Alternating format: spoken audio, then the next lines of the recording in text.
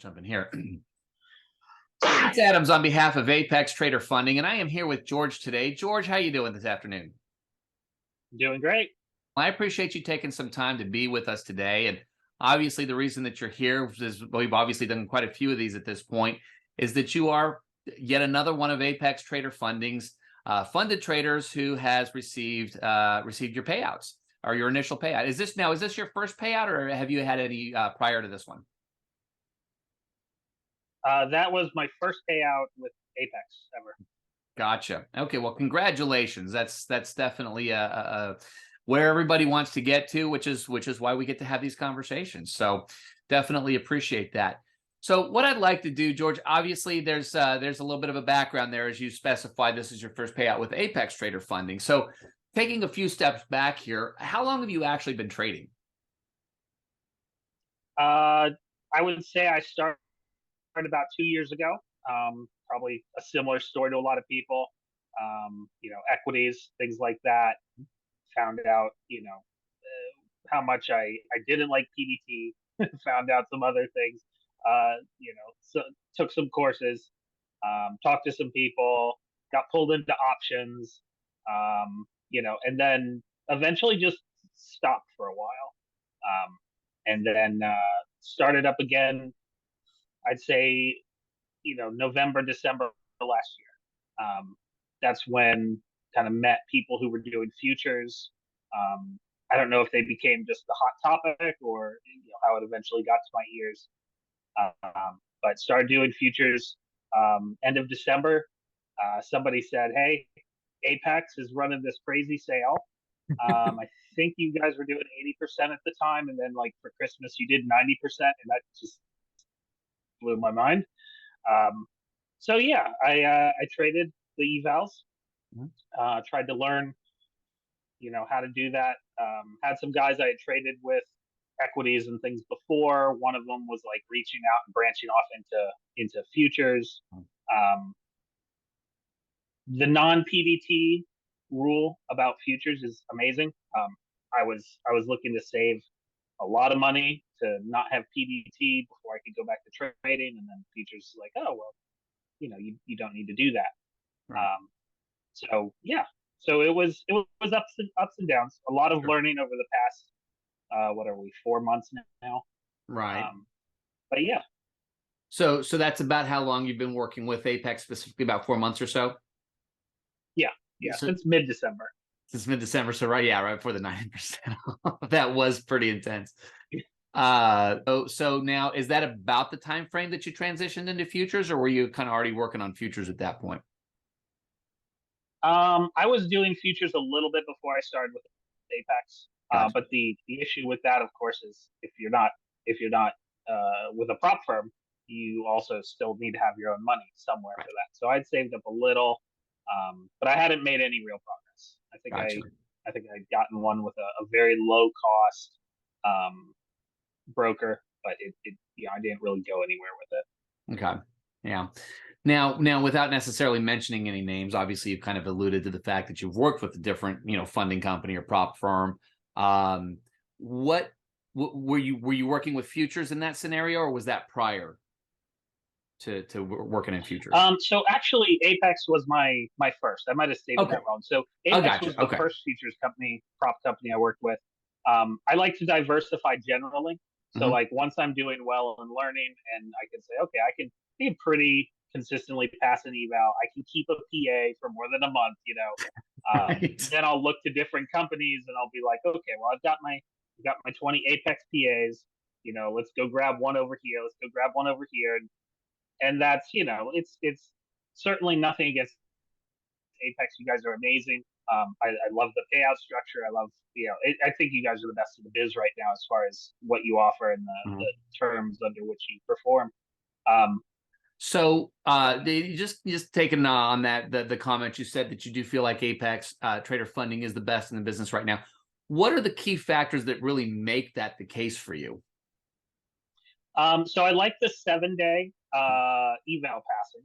The honestly, when I look and try to compare you guys to anybody else's, let's call them packages, whatever size accounts you get into, So I joined a one of your guys's affiliate slash partner trader trainer people, your life, not life coaches, your trading coaches. Sure. So you Right. guys, when it comes to micros, have that equal ratio, which I have not seen anywhere else. Right.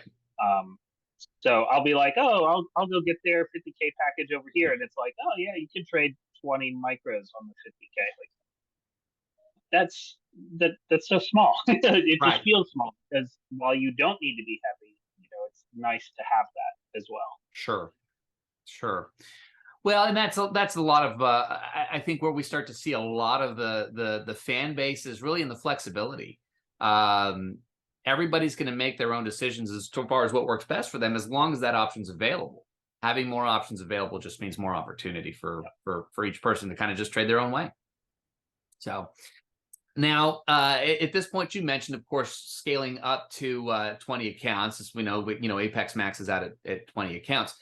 Are you trading multiple accounts already, or have you just started with like the first one and you're continuing to add on? Where are you in that So process? I've got 5 PAs. Okay. I've got 2 in the pipe. So Okay. when I'm sorry if I say in the pipe, that's just like I'm days traded. I'm counting down days traded on Sure. this. I do group them. I have the Apex Trader trade copier Right. from you guys. Um, I'm planning at least to do more of a like trade them 3 or 4 at a time, not Mhm. all 20 at once. Sure. Just part of that diversity. I don't want to get caught in a move on all 20 at the same time type of deal. Well, it sounds like obviously you've kind of got some of the pieces of the puzzle put together pretty well. There's a level of consistency that seems clear beyond just the fact that you've taken that first payout. And it sounds like you're on a pretty strong path moving forward. So um, if you're talking to somebody who's just starting to go down the road of, funding, prop firm, whatever the case may be, what's the biggest piece of advice you would give somebody that's just looking to go down that road at this point? You want to probably extend the the safety you have as much as possible when you start trading. Because if you blow up your account because you traded ES or NQ on your first trade, then you don't have any more learning you can do, right? You're back on sim. And Sure. I I would say sim is good. Most people say do sim for 3 months or whatever.